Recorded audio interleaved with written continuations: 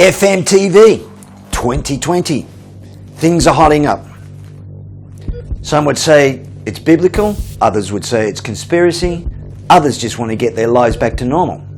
So we're all waiting for the vaccine for various indicators and reasons. It doesn't matter whether you believe that the coronavirus is deliberate or not. What we're seeing are these men that FMTV has pointed out from these secret societies really do run the world and its governments. And you are now part of the Hunger Games that have started. You are witnessing the extermination of your rights, and you need to know where it comes from. The deep cabal who control what you watch and how you obey. Today is the subject of Kabbalah, or Kabbalism. Kabbalah in Hebrew means reception or received tradition. It's basically a mystery school of Judaism, a set of teachings meant to explain the mystical relationship between God and the universe, and inclines heavily towards gematria, a method by which the numerical value of each letter of the Hebrew alphabet is used to uncover alleged secrets hidden in the written Torah. The Torah basically being a book of Jewish teachings. According to Kabbalists, the words and letters of the written Torah are seen as divine emanations that constitute the manifestation of God's will in the universe. Supernatural powers are supposed to reside in the letters of the Hebrew alphabet. Man-made letters, mind you.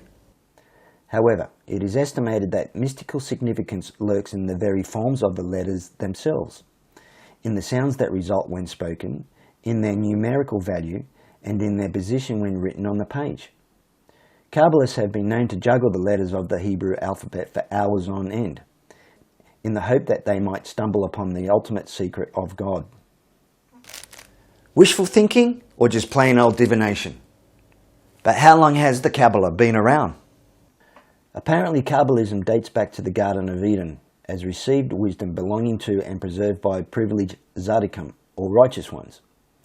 As received wisdom, the knowledge is genuinely believed to be part of an integral part of the Jews' so-called oral law, allegedly given by God to Moses on Mount Sinai, when he received the Ten Commandments. Like the oral law, Kabbalistic teachings were only to be passed on orally. Kabbalah is considered to be the black arts of Judaism. Whilst its doctrines are accepted by Orthodox Jews in varying degrees, others reject them as heresy. Early Kabbalistic teachings were at times held in suspicion, considered dangerous, and even banned. But by the Middle Ages, numerous Kabbalist brotherhoods existed throughout Europe. From the earliest times, the practice of Kabbalism has been in secret. Fearful of persecution from the Jewish community, the true followers of the mystical tradition practiced in secret until in the 18th century, when it emerged as Hasidim. Hasidic teachings simplified Kabbalism for the common man, through teachings that centered on a heartfelt yearning for God as opposed to the intellectualization of the written Torah. An emphasis was on a union with God, as opposed to rabbis and Torah's focus on scholarship and study.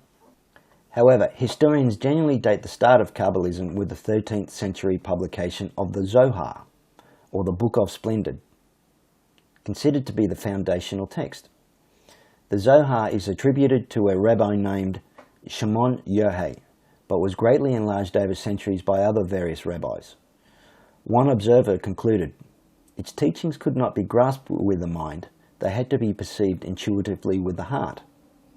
It was also observed that those initiated into its mysteries moved further and further away from the real world and into a world of imagination.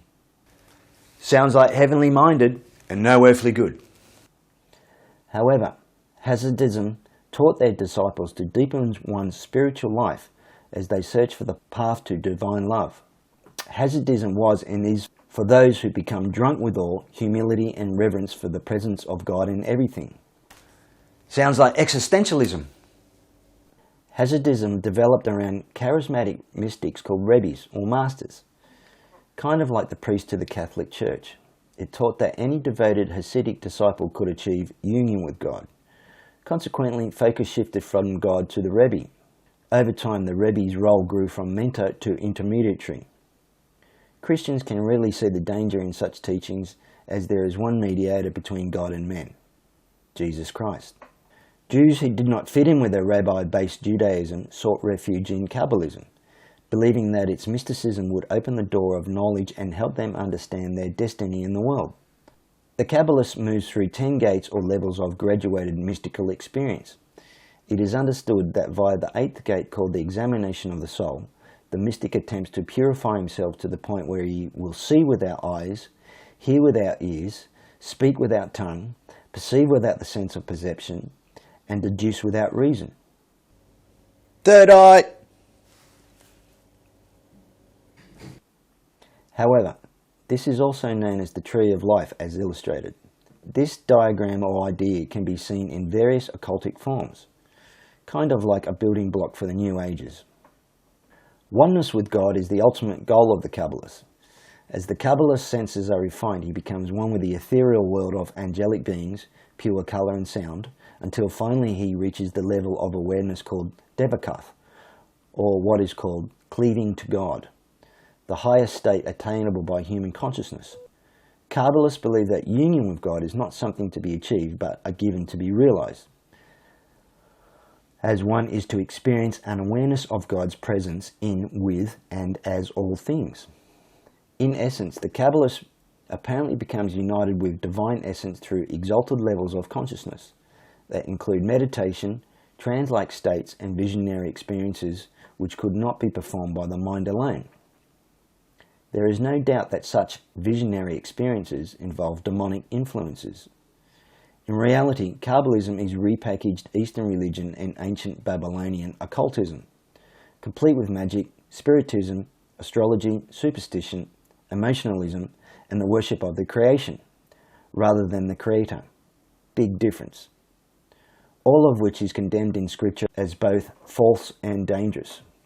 As with Eastern religion, Kabbalists look to the self as the ultimate source of spirituality, or what I call self-deity.